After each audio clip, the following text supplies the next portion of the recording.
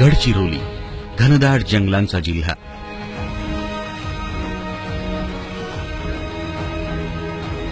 या जिल्ह्याचं नावही घेतलं तर डोळ्यांपुढे येतो तो रक्तरंजित नक्षलवाद. बंदुकीतून निघणारी गोळी कधी कुणाचा बळी घेईल हे कधीच सांगता येत नाही. अशाच गडचिरोलीच्या दाहक वास्तवाचं माझा विदर्भनं ग्राउंड झिरो वरून घेतलेला स्पेशल रिपोर्ट. वेळ सकाळी 9ची. आमच्या हेलिकॉप्टरने टेक ऑफ केला कसनसूरकडे. हा असा भाग आहे जिथे नक्षलवाद्यांची गोळी कुठल्या बाजूने येईल सांगता येत नाही. महाराष्ट्राचा सर्वात टोकाचा जिल्हा गडचिरोली, ज्या जिल्ह्याचे अनेक आदिवासी नक्षलवाद्यांच्या गोळ्यांचे शिकार झाले. याच जिल्ह्यातला आदिवासी ताठ मानेनं आणि निधड्या छातीनं नक्षलवादाचा सामना करतो आहे. तरुण नेतृत्व, सक्षम अधिकारी आणि पोलीस विभागातील अनुभवी अधिकाऱ्यांच्या योजनेतून गेल्या 1.5 वर्षात कधी नव्हे इतकं यश आलं. 2008-2009 या वर्षात गडचिरोली जिल्ह्यात नक्षलवाद्यांनी अक्षरशः थैमान घातला होता. यात 50च्या जवळपास पोलीस शहीद झाले होते. पोलीस कर्मचाऱ्यांच्या कुटुंबाचा टाहो आणि सरकारकडून प्रत्येकाला सांत्वना या दोनच गोष्टी बघायला मिळाल्या. गेल्या 1.5 वर्षापासून नक्षलवादाचा बिमोड करण्याच्या योजनांमध्ये अनेक बदल करण्यात आले. यात आदिवासींमध्ये पोलीस प्रशासनाचा विश्वास वाढविण्यात आला.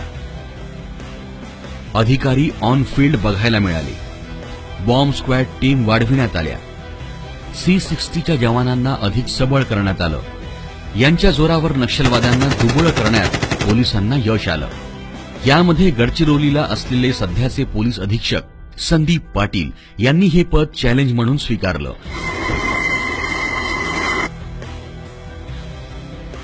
पोलीस महासंचालक प्रवीण दीक्षित यांनी महासंचालक पद स्वीकारताच गडचिरोलीचा दौरा केला.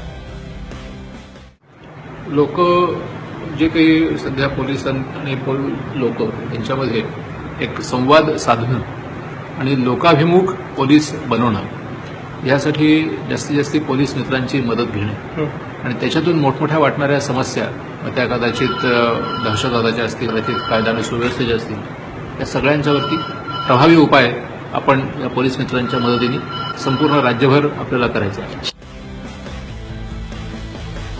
इतकंच नाही तर देवेंद्र फडणवीस यांनीही आपला पहिला दौरा गडचिरोलीलाच केला. या घटनांमुळे जंगलात अहोरात्र काम करणाऱ्या कर्मचाऱ्यांमध्ये नवीन ऊर्जा आली. कॉन्फिडन्स पहिला झाला आमच्यामध्ये, तो नाही आता आम्ही लढू शकतो. आता नेतृत्व करणारा सक्षम असेल तर टीमही साथ देते आणि तसं चित्रही दिसून येते. पोलीस रात्रंदिवस इथे पहारा करत आहे आणि त्याच्याच मुळे या घटना रोखण्यात पोलिसांना यश आलेलं आहे. इतकंच काय तर गेल्या वर्षी 50 जहाल नक्षलवाद्यांना अटक करण्यात पोलिसांना यश आलंय. 1.5 वर्षात 90 नक्षलवाद्यांनी आत्मसमर्पण केलं आणि 16 नक्षलवाद्यांचा खात्मा करण्यात आला. लोकांचा जिल्हा प्रशासन किंवा पोलीस प्रशासनावरचा विश्वास वाढलेला आहे. त्याचीच परिणिती म्हणून गेल्या वर्षी आपल्याकडे रेकॉर्ड नंबर ऑफ सरेंडर्स आले. 56 सरेंडर्स आले. त्यामध्ये 4 मोठे कमांडर होते. दलम कमांडर सरेंडर करून घेणं ही एक पोलीस प्रशासनासाठी एक मोठी विश्वासाची गोष्ट आहे. शेजारच्या छत्तीसगड आणि तेलंगणा राज्यातून मोठ्या प्रमाणात नक्षली कारवाया करण्यात येतात. याचा बिमोड करण्यासाठी जिल्ह्यात 6000 पोलीस कर्मचारी, 1400 SRPF आणि 1400 राज्य राखीव पोलीस आणि 4000 केंद्रीय राखीव पोलीस जवान तैनात आहेत. गेल्या वर्षी 500 किलोच्या वर स्फोटके जप्त करण्यात आले. गट्टा, कसनसूर, एटापल्ली, रेगडी, सिरोंचा अशा अतिदुर्गम भागात जवानांची हिंमत आणि उत्साह कायम आहे. पोलीस अधीक्षक ऑन फील्ड जाऊन जवानांचा उत्साह वाढवतात. कुठलीही दुर्घटना घडल्यास तात्काळ मदत मिळण्यासाठी 24 तास हेलिकॉप्टर उपलब्ध आहे.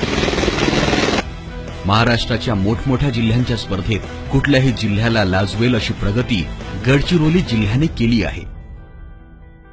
चॅलेंजिंग चार्ज आणि खरोखरच एक काम करण्याचं समाधान जे गडचिरोलीत मिळतं ते मला वाटतं कुठेही मिळणार नाही. इव्हन मुंबईमध्येही मिळणार नाही असं मला वाटतं. स्मार्ट प्रशासन असलेल्या गडचिरोली जिल्ह्याला दाद दिली पाहिजे, तरच गडचिरोलीतून नक्षलवाद पूर्णपणे संपविण्यात यश येईल. प्रशांत कोरटकर, माझा विदर्भ, गडचिरोली.